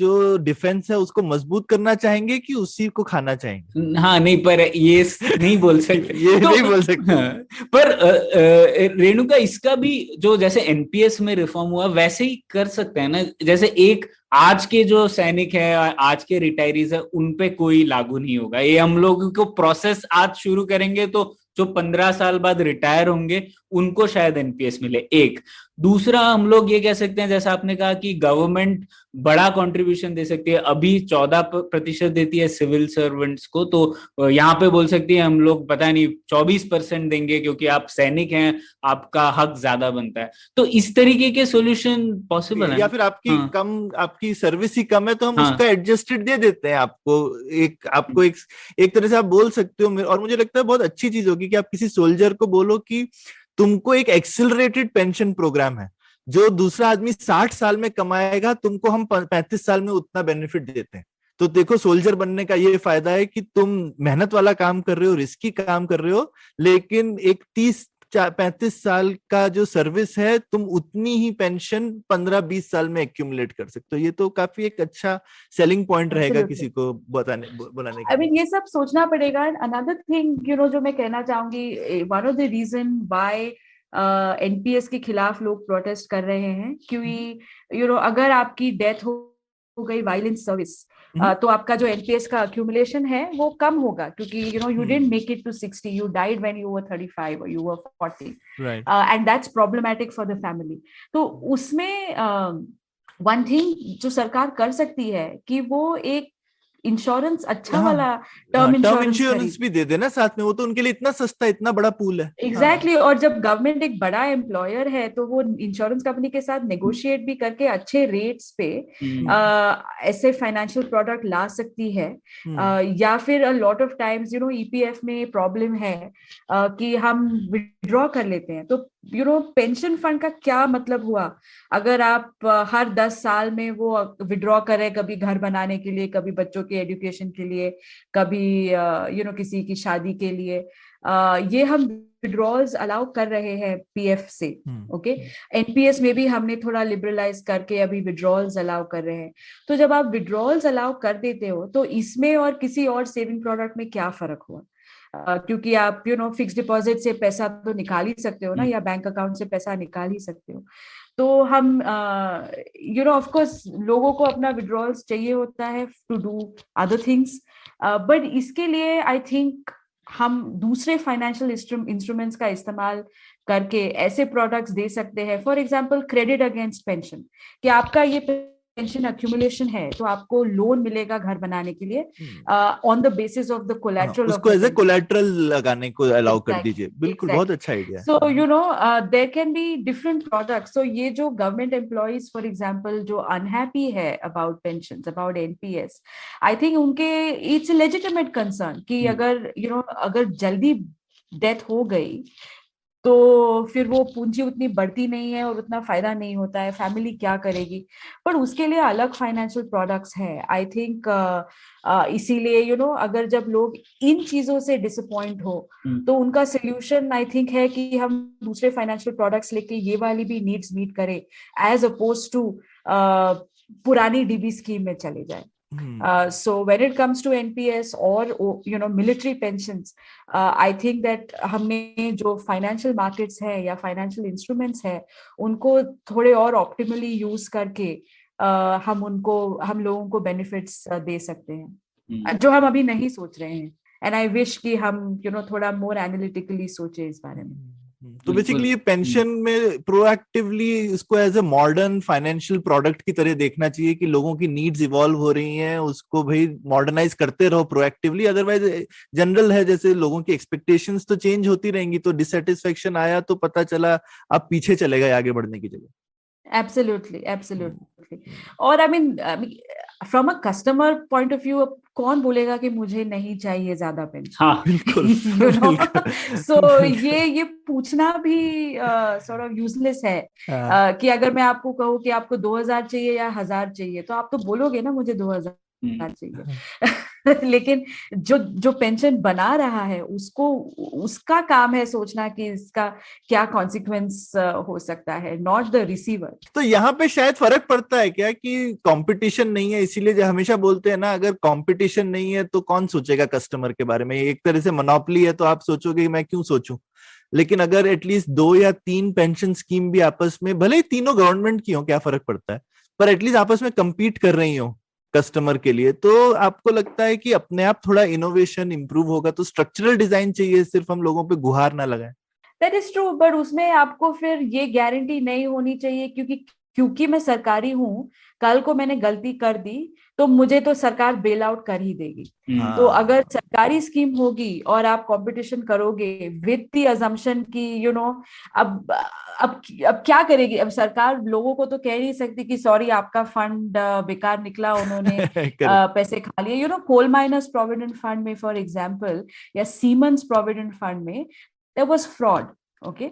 और ये CAG रिपोर्ट्स भी निकली है और उनका गवर्नेंस में काफी इश्यूज थे, लेकिन हुआ क्या, government had to bail out. It can't tell people कि भाई आप सॉरी गवर्नेंस इश्यू हो गया, आपके ट्रस्टीज ने गलती कर दी, अब आपको पेंशन नहीं मिलेगी।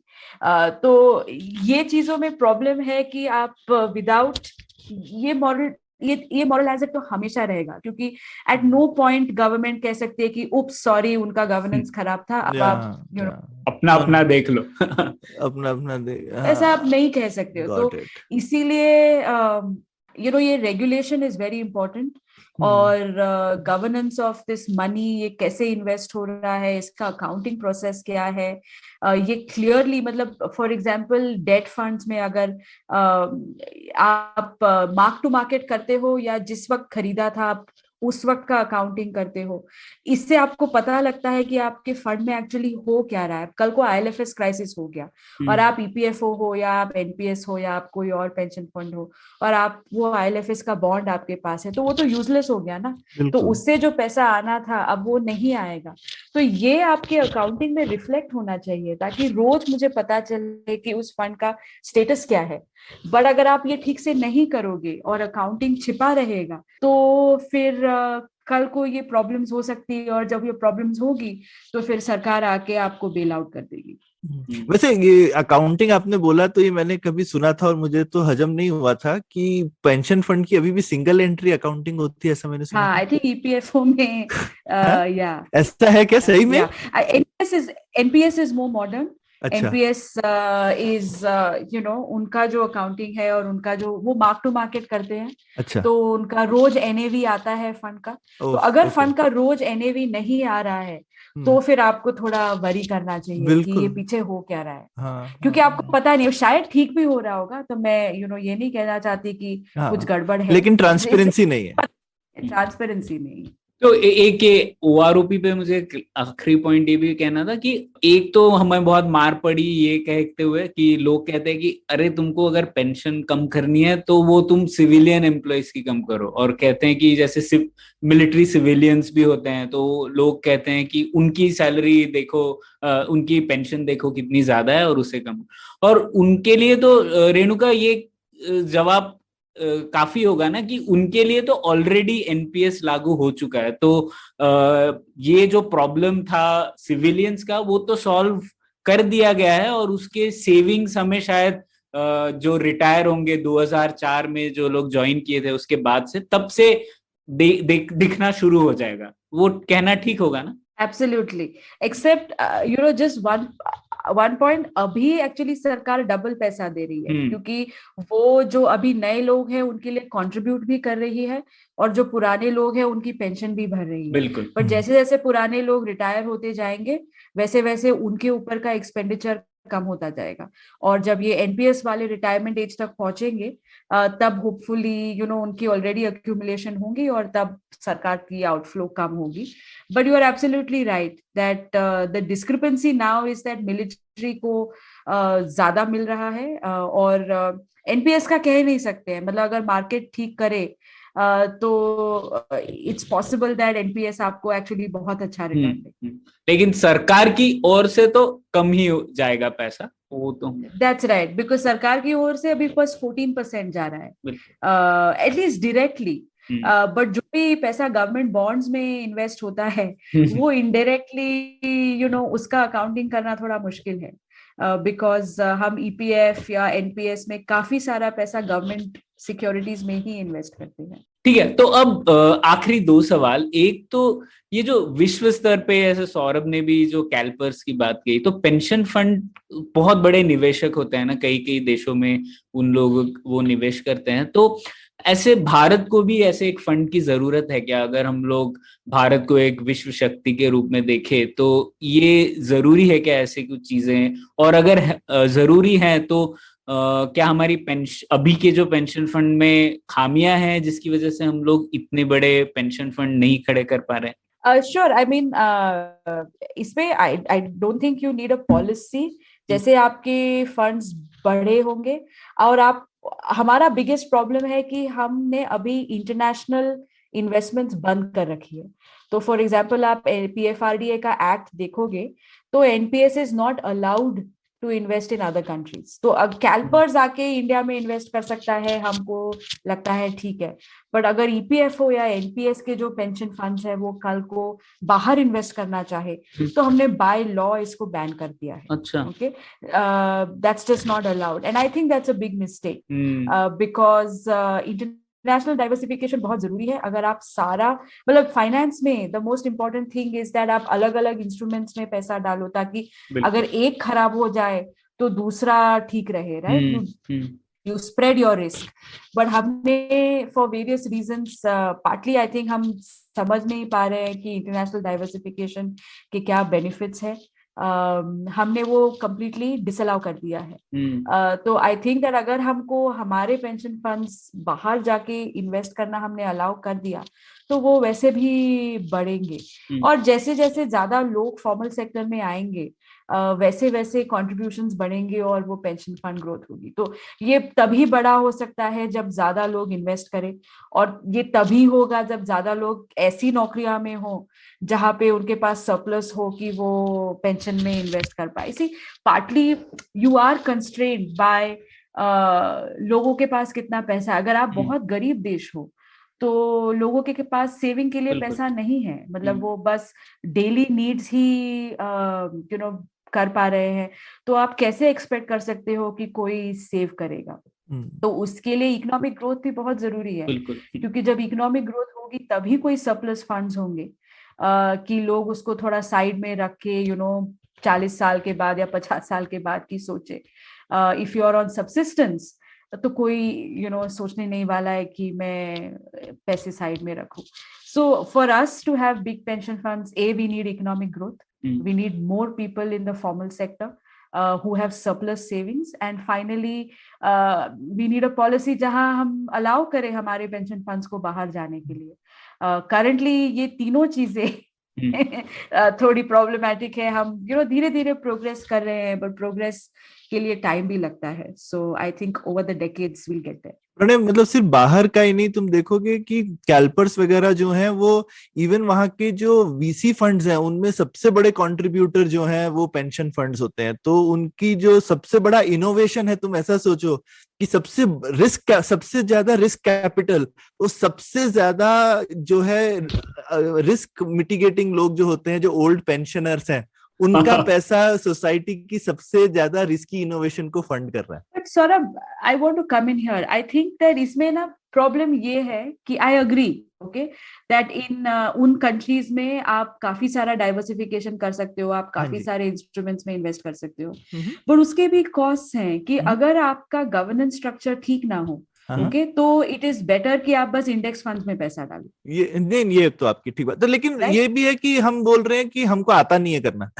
Which is true. I mean, you know, आता नहीं है, या फिर हम उन लोगों को रिक्रूट नहीं कर रहे हैं जिनको आता है, राइट. और part of the reason is कि ट्रेडिशनली अगर आप ईपीएफओ को देखो तो उनके इन्वेस्टमेंट गाइडलाइंस बहुत रिस्ट्रिक्टिव हैं कि आपको 50% गवर्नमेंट बॉन्ड्स में डालना है, 20% कॉर्पोरेट बॉन्ड्स में डालना है. ओनली रिसेंटली 10 साल पहले हमने इक्विटी इन्वेस्टमेंट्स अलाउ करी है. Okay, NPS is more forward thinking. It has always allowed equity investment, but वहां पे भी there are reasons कि आप कहो कि देखो आप बस इंडेक्स फंड्स में डालो, बिकॉज एक तो गवर्नेंस का इशू है, और दूसरा इशू ये होता है कि एंड ये लैटिन अमेरिका में हमने काफी एक्सपीरियंस देखा है कि जब आप रिटेल में जाते हो और आप एक्टिव फंड मैनेजमेंट कर, मतलब जहां फंड मैनेजर खुद सोच रहा है कि मैं रियल एस्टेट में डालूं, मैं वीसी में डालूं, इसमें डालूं, मेरे रिटर्न्स कहाँ से मैक्सिमाइज होंगे, वहां पे फीस बहुत बढ़ जाती है पेंशन फंड्स की, राइट. और उससे अगर आप उसको कंट्रोल ना कर पाए तो बहुत मिस सेलिंग होती है, और फीस इतनी ज्यादा हो जाती है कि लोगों के पास आधा उनका कॉन्ट्रीब्यूशन तो फीस में चला जाता है, और fund managers then enjoy these benefits. So there are these trade offs that आप अगर इन चीजों में इन्वेस्ट करना चाहो तो आपके गवर्नेंस स्ट्रक्चर्स बहुत स्ट्रांग होने चाहिए, आपके अकाउंटिंग स्ट्रक्चर्स बहुत स्ट्रांग होने चाहिए, और अगर वो नहीं है तो उससे बेटर है कि आप बस इंडेक्स फंड्स में डालो पैसा, आपको इक्विटी का बेनिफिट भी मिल रहा है, और आप ये जो प्रिंसिपल एजेंट टाइप प्रॉब्लम्स है उसमें ना ही घुसे. Got it. लेकिन जैसे फंड ऑफ फंड, जैसे आपने बोला, जैसे इक्विटी में इंडेक्स फंड किया है, शायद वीसी में फंड ऑफ फंड सिर्फ करो, जैसे भारत सरकार ने चालू किया हुआ है सिडबी का फंड ऑफ फंड, तो ठीक है उसमें डालने दो, वो तो थोड़ा रिस्क फ्री है ना. That's true. So तो उसमें हर एक कंट्री को अपना मतलब सोचना पड़ेगा कि वो कहाँ है, सोचना पड़ेगा. हाँ, हमारे ऑलरेडी, और वो कहाँ है, और वो क्या अलाउ कर सकते हैं, कर नहीं सकते हैं. तो इसका कोई ऑब्वियस आंसर नहीं है, it depends. But I think मुझे बस यही कहना था कि ये इतना ऑब्वियस नहीं है कि आप इंफ्रास्ट्रक्चर में पैसा डालो या आप वीसी में पैसा डालो, इसके भी कॉस्ट हैं. तो आपको सोच के ये करना पड़ेगा कि आपको पॉलिसी में what is the stand that you want to take on this. I think हम बहुत ही कंजर्वेटिव हैं. हम ईपीएफओ में फॉर एग्जांपल बिल्कुल ही अलाउ नहीं, बस कुछ 10% या बहुत कम इक्विटी एक्सपोजर अलाउ करते हैं. एनपीएस में थोड़ा ज्यादा है, बट हम बिल्कुल ही इंटरनेशनल एक्सपोजर नहीं अलाउ करते हैं, and I think that's a really big cost. I mean at least S&P 500 जो इंडेक्स फंड है, हम उसमें ठीक है आप ज्यादा रिस्क मत ले, बट अलग अलग कंट्रीज के, जैसे हमारा निफ्टी है, अलग अलग कंट्रीज के अलग अलग इंडेक्स फंड्स होते हैं, आप उसमें क्यों नहीं इन्वेस्ट करते हो? वो तो लो कॉस्ट इन्वेस्टमेंट है, और उससे आप डाइवर्सिफिकेशन क्यों नहीं अलाउ करते? पर इसमें थोड़ी नियत का प्रॉब्लम नहीं है, क्योंकि मुझे ऐसा लग रहा है कि ये सब ऑब्जेक्टिव ये है कि फाइनली सरकार चाहती है कि ये सब जो स्कीम है उससे आप गवर्नमेंट सिक्योरिटीज ही खरीदें. तो तो अगर I agree, and we can do a separate talk on financial repression. और मुझे लगता है प्रणय, कहीं यहाँ पे ये भी है, और रेणुका आपको लगता है क्या कि एक जो वो है ना कि हमारा पैसा बाहर नहीं जाना चाहता है वाला, तो एक थोड़ा फाइनेंशियल डिसीजन नहीं है यहाँ भी, एक थोड़ा सा जो है ना हम अपने ऊपर ही रोक अंकुश खुद लगा के रखा है कि भाई. बट मुझे याद है अर्ली 2000s में हम लोगों को कहते थे जब एनपीएस आ रहा था, and I worked with the initial team of the NPS in 2003 and 4 जब वो आ रहा था. हम जाते थे टॉक्स देने के लिए कि इक्विटी इन्वेस्टमेंट होनी चाहिए, और तब बहुत रेजिस्टेंस था कि तुम लोग सब मार्केट में पैसा डालना चाहते हो, और मार्केट में ये होगा वो होगा, you are playing with people's money. But ऐसा नहीं हुआ, राइट. हम आज अगर हम देखोगे तो जिसने भी मार्केट में इन्वेस्ट किया वो समझदारी का काम किया उस वक्त. सिमिलरली आई थिंक टुडे, जैसे हमने उस वक्त इक्विटी के बारे में बात करना शुरू की, अब हमने इंटरनेशनल डाइवर्सिफिकेशन के बारे में बात करनी चाहिए, क्योंकि अब वक्त आ गया है कि हम थोड़ा हमारा पैसा बाहर भी डालें, थोड़ा डाइवर्सिफाई करें। और ऐसा नहीं है, लोग कहते हैं कि भारत में ज्यादा रिटर्न्स मिल रहे हैं, बाहर तो 2-3% ही रिटर्न मिलते हैं। बट डाइवर्सिफिकेशन का ये नहीं है कि कहाँ ज्यादा पैसा मिलता है। डाइवर्सिफिकेशन का इश्यू है कि आप रिस्क कैसे बांट रहे हो अलग अलग एसेट्स में। तो आई think that this is something that हमने ज्यादा बात करनी चाहिए, इसके ऊपर लिखना चाहिए। या जो लोग सोचते हैं कि बाहर डालना मतलब रिस्की है, आई थिंक ये जो नोशन है कि हमारा पैसा हम बाहर डाल के उसको पता नहीं पानी में डुबा रहे हैं, इसको थोड़ा डिबंक करने की जरूरत भी है कि दैट्स नॉट ट्रू।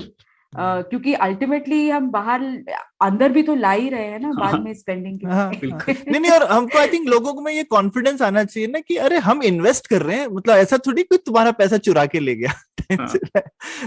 हम इन्वेस्ट कर रहे हैं और इसका रिटर्न भी तो हमें ही मिलेगा। But I think that currently the policy establishment is not as interested. They are not at a place where वो इंटरनेशनल डाइवर्सिफिकेशन को अप्रिशिएट करता है। और मैं इसमें मतलब वो भी जोड़ दूं, मुझे लगता है कि क्योंकि अभी मौका है एक्चुअली, भारत सरकार ने वो जो फंड ऑफ फंड शुरू किया है वेंचर कैपिटल में, उससे बहुत फर्क पड़ा है और एक उन्होंने एक मैकेनिज्म निकाल लिया है करने का। तो एक आसान तरीका है बिना प्रिंसिपल एजेंट, और मैं बोलूंगा कुछ छोटा सा 0.5% भी डालो तो, क्योंकि इतना छोटा अमाउंट है वीसी में इंडिया में कि I think they should just allow EPFO और एनपीएस जो उनका इन्वेस्टमेंट गाइडलाइंस है उसमें थोड़ा लिबरलाइज करके बोलो 5% आप इंटरनेशनल डाइवर्सिफिकेशन कर सकते हो। That's a good start. बिल्कुल। बट अभी ये हुआ नहीं है। वही वो आत्मनिर्भर वाला प्रॉब्लम आ जाता है। वही, और हम लोग कहते रहते हैं कि आत्मनिर्भर नहीं आत्मशक्ति देखो। अगर आप एब्सोल्युटली तो अब आखिरी सवाल रेणुका, अगर आपको सरकार पूछे कि अब आप बताइए हमें, हम लोग कुछ बदलाव करने हैं लेकिन हमें पता नहीं है, और आप हमें बताइए आगे देखते हुए 10-15 साल के बाद का भारत देखते हुए, क्योंकि कैसे गिग वर्कर्स आ रहे हैं, लोग तो एक जॉब रखते भी नहीं है पूरी जिंदगी। तो इन सब चीजों को देखते हुए अगर आपसे कहे कि कुछ सुझाव दीजिए, तो आपके टॉप 2-3 सुझाव क्या होंगे? आई थिंक मेरा पहला सुझाव होगा कि करंट सिस्टम को क्लीन अप करें बिफोर आप गिग वर्कर्स को अंदर लाएं। आपके जो गवर्नेंस इश्यूज हैं अभी या आप फॉर एग्जांपल मैंने पहले कहा था कि मार्केट बहुत फ्रेगमेंटेड है, एक उधर हो रहा है एक उधर हो रहा है, कोई सेंट्रल रेगुलेटर नहीं है। पीएफआरडीए सिर्फ एनपीएस को रेगुलेट करती है। एग्जेम्प्ट फंड्स के साथ क्या हो रहा है, ये कोल माइनस पीएफ के स्कैम्स हो रहे हैं, उसका कोई कंट्रोल ही नहीं है। हमें पता भी नहीं है कि ऐसे कितने सारे फंड्स है और वो कितना पैसा ले रहे हैं, उस पैसे का हो क्या रहा है। तो हमारी रेगुलेटरी कैपेसिटी अभी काफी वीक है। So my number one recommendation would be कि अपना गवर्नेंस क्लीन करे, राइट। पीएफआरडीए को सारे पेंशन सेक्टर का रेगुलेटर बनाए ताकि सारे जो फंड्स हैं जो लोगों से पैसा ले रहे हैं उनकी अकाउंटेबिलिटी हम ज्यादा करें, क्योंकि वो लोगों का पैसा ले रहे हैं। My second recommendation will be कि आप इन्वेस्टमेंट गाइडलाइंस जो है वो थोड़ी लिबरलाइज करें। आप इंटरनेशनल डाइवर्सिफिकेशन को अलाउ करें, आप थोड़ा चॉइस दे जो ईपीएफ के सब्सक्राइबर्स हैं। ईपीएफ फ्रंट एंड हो सकता है, बट आप जैसे ईपीएफ में आए तो आपको जो पेंशन, अगर एनपीएस का पेंशन फंड आपको ज्यादा पसंद है तो आप ईपीएफ को बोले कि आप उधर चैनल करें या आप ईपीएफ के पीएफ में ही रखे, आपकी मर्जी है, अल्टीमेटली आपका पैसा है। So I think that this kind of rationalisation और पोर्टेबिलिटी, आई थिंक पोर्टेबिलिटी बहुत जरूरी है, क्योंकि आज आप स्टक हो एक जॉब में क्योंकि आपके पास पीएफ है और आप दूसरी नौकरी में जाओगे तो उसको पोर्ट करना बहुत मुश्किल है। वेरेज आपके पास जो एनपीएस का इनिशियल आइडिया था, तो अगर इन सब फंड्स में आप पोर्टेबिलिटी करो कि आपका पेंशन नंबर आपका ही पेंशन नंबर रहे, फिर आप जहां भी जाए वो अकाउंट आपके पास जाएगा। अगर आप ये करो तो लेबर मार्केट के लिए भी अच्छा रहेगा। So that's number 2. So governance of all the pension funds, investment guidelines, I think would be my top 2 recommendations. Or for example, again सुनने में आता है कि एनपीएस फॉर गवर्नमेंट एम्प्लॉइज में काफी प्रॉब्लम प्रॉब्लम्स है, पैसा कभी कभी टाइम पे आप गवर्नमेंट एम्प्लॉय की सैलरी काट के वो टाइम पे नहीं जाता है इन्वेस्टमेंट में, तो तब रेजिस्टेंस बढ़ता है अगेंस्ट एनपीएस। तो आपको ये बहुत जरूरी है कि जो करंट एनपीएस है हम उसको बहुत अच्छा बनाएं ताकि it becomes an example for others to come, right? So I would say clean up your act in all of these respects. And number 3, एक नया social security scheme गवर्नमेंट सोच रही थी जहाँ पे गिग वर्कर्स के लिए बेनिफिट्स हो, और तो नया फंड ना निकाले, हमारे पास ऑलरेडी ये सारे फंड्स हैं, तो हम ऐसी स्कीम बनाए ताकि हम चैनल कर सके कि अगर लोग कंट्रीब्यूट करना चाहे तो वो इन सारी स्कीम्स में कंट्रीब्यूट कर पाए, ताकि ये कोहेसिव सेक्टर हो। And finally I would say कि आपकी जो सोशल पेंशन है, I think it's important to do cash transfers for the destitute, मतलब जो बहुत गरीब है उनको एक इम्पॉर्टेंट कंपोनेंट है कैश ट्रांसफर करना। और उसका हम इवेल्युएट करें कि हम एनसैप और एनओएपीएस में हो क्या रहा है, किसको कितना पैसा मिल रहा है, और हम सोशल पेंशन्स बेहतर तरीके से कैसे दे सके ताकि लोगों के पास एटलीस्ट बुढ़ापे में खाने के लिए पैसा। वाह, ये अच्छी लिस्ट है आपने जो रिकमेंडेशन दी। तो बहुत बहुत शुक्रिया रेणुका, ये बहुत ही ज्ञानवर्धक पुलियाबाजी सेशन था मेरे लिए, तो बहुत कुछ नया सीखने मिला, और दावा है कि हमारे लिसनर्स को भी नई चीजें पता पड़ी होंगी। उनका पैसा तो जाता ही होगा हर महीना पेंशन में, पेंशन फंड के लिए, लेकिन उसके पीछे क्या लॉजिक है, उसके पीछे क्या सिस्टम है, वो शायद उस पर थोड़ा प्रकाश पड़ा होगा इस पुलियाबाजी से। तो बहुत बहुत शुक्रिया रेणुका, मजा आया। Thank you, and I mean I hope it was cohesive enough, and look forward to everyone's comments. नहीं रेणुका, बहुत कुछ सीखने को मिला आज। Thanks so much. Thank you so much. उम्मीद है आपको भी मजा आया। यह पॉडकास्ट संभव हो पाया है तक्षशिला इंस्टीट्यूशन के सपोर्ट के कारण। तक्षशिला पब्लिक पॉलिसी में शिक्षा और अनुसंधान के लिए स्थापित एक स्वतंत्र संस्था है। आप दुनिया के किसी भी कोने में हो, आपकी उम्र कुछ भी हो, अगर आप पब्लिक पॉलिसी, विदेश नीति या टेक्नोलॉजी गवर्नेंस में रुचि रखते हैं तो तक्षशिला की वेबसाइट takshashila.org.in पर उनके कोर्सेज को जरूर चेक कीजिए। और अगर आप पुलियाबाजी में शामिल होना चाहते हैं तो हमसे कनेक्ट कीजिए puliyabazi@gmail.com पर या फिर @puliyabazi ट्विटर पर। शुक्रिया। Hey, it's been another great week on the IVM Podcast Network. On The Longest Constitution with Priya, find out what's obscene about obscenity and why artists and writers have been penalized for it. On Cyrus Says, Rochelle Rao joined Cyrus to talk about her amazing career in IPL and her comeback on The Kapil Sharma Show. Srinath Rangamani, design head at Swiggy, joins Kedar and Abhineet on Audio Gyan to take them through his design perspectives. Get all the updates regarding current immigration trends on Know Your Kanun when Amber is joined by Shoshana T. Green and Alexandra Cole, experts from Green and Spiegel. And on The Fighting Goat, Arjun and Somesh talk about the epic MMA fights of the decade, controversies, and the end of Pride FC. Do follow us on social media. We're IVM Podcast on Twitter, Facebook, Instagram, and LinkedIn. And remember, if you're enjoying this show or any of our other shows for that matter, please do tell a friend. And finally, we would like to thank our sponsors this week on the network, Ciet Cred, Bank of Baroda, Quarter, CoinSwitch Kuber, and Intuit India. Thank you so much for making this possible.